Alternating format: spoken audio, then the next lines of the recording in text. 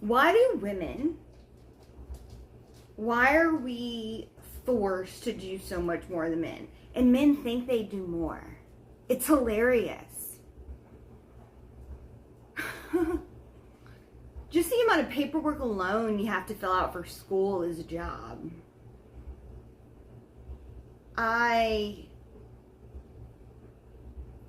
not like a hard-working 9-to-5er, but I was at the office since 9 this morning. I put Emerson on the bus at 7:30 and woke up at 6 to get my day started. And now here I am at 4 o'clock. And now here I am. Evening time, trying to get things done at home. But I'm not, am I? I'm talking to you. I'm procrastinating, and that's what I'm really good at. I can do things, I can do so many things, as long as it's not what I have to do. I can be so productive, but if I'm required to do it, it's just a challenge. It's really difficult. So I have to work hard at it and use a lot of effort. Effort's a word that I have been using a lot lately because I've been accused of being lazy sometimes. Because my depression often leaves me in the bed and debilitated, where my body feels weak and fatigued and I can't stand up. But that's not laziness, it's a sickness, it's an illness, it's a disease. I'm bipolar, it's a disorder. But it's because it's not all the time. I don't do it on purpose. I don't intentionally go and lay in the bed and watch TV all day long and drown in my sorrows and wallow. Do you think that's what I want to do? Do you think that's the urge that I want to have? No. I like when I'm like today, where I was able to get up early, I was in a great mood, and I was able to get things done in the office.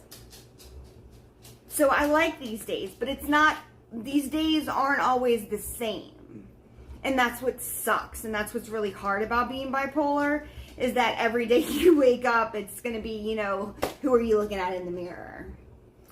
Which Haley are you going to see today? The sad Haley or the happy Haley?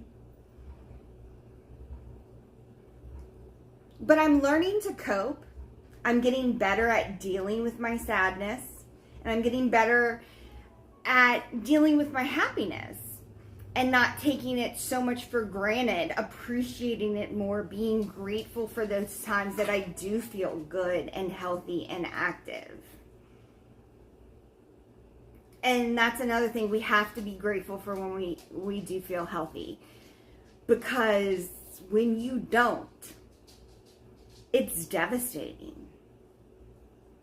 And I can't imagine what it's like to be trapped inside of a body that doesn't feel like it's yours. Whether from old age or injury or whatever circumstance you have found yourself in, a body that doesn't fit your soul.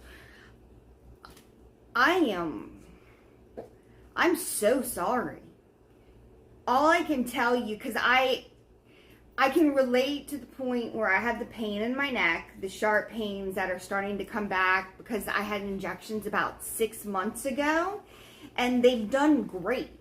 I feel wonderful, and well, I felt wonderful. Now the pain's coming back, and it's a sharp stabbing pain, so I need to get that addressed. But because of my insurance, I can't get an appointment until next month. And that's just the way that goes. But I'm going to get it looked at, I'm going to get it fixed, and I'm going to be pain-free again. I know I am. Because that's the goal, is to not be in pain, to be healthy, to be happy, and to be productive. And that's who I want to be. I don't want to be somebody who wallows in her darkness and whimpers and sleeps in her bed all the time. Those days for me are over. I am taking control of my life, and I am fighting back in a powerful way. And if I can do it, I'm telling you, you can do it too. You can get over those hurdles, those humps that you find yourself faced with. The difficult parts of life can be experienced, learned from, and then you can move on from it.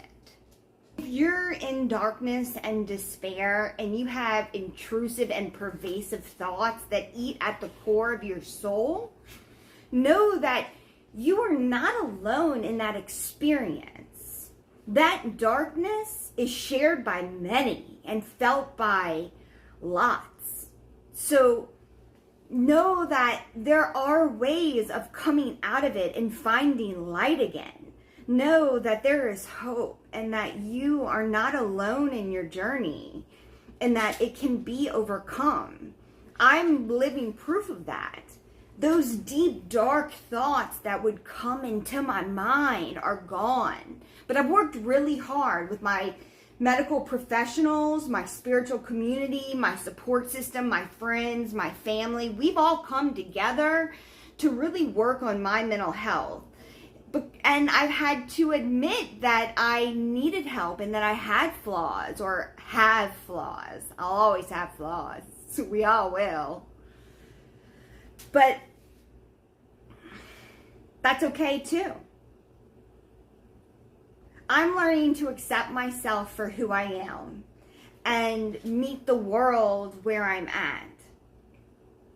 I'm not as successful as I would like to be. I don't have as much money as I'd wish. My house isn't the way that I would like. But I am rich in so many other ways. Family, friends, community, spirituality, health, physical health now. And I'm just grateful to be alive.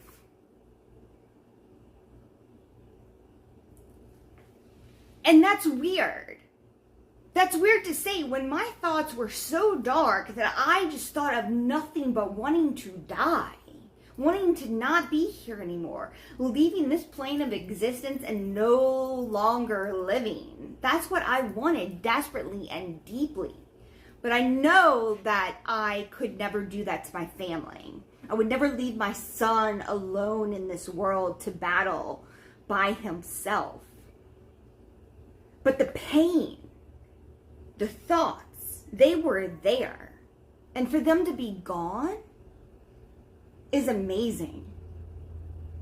But it wasn't easy. It didn't happen overnight. It was a long struggle to get here.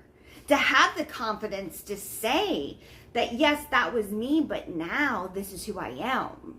And I am proud. Pride, I don't know. Is that a sin? I am proud.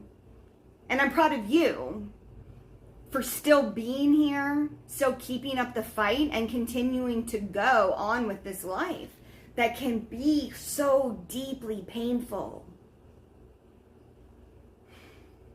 I believe in you.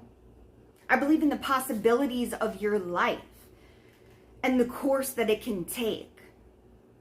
It doesn't happen in an instant. But with planning and preparation, goal setting, and persistence and dedication, things can be accomplished that might have one time seemed impossible.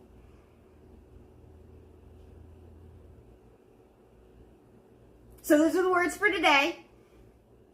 Just a few thoughts.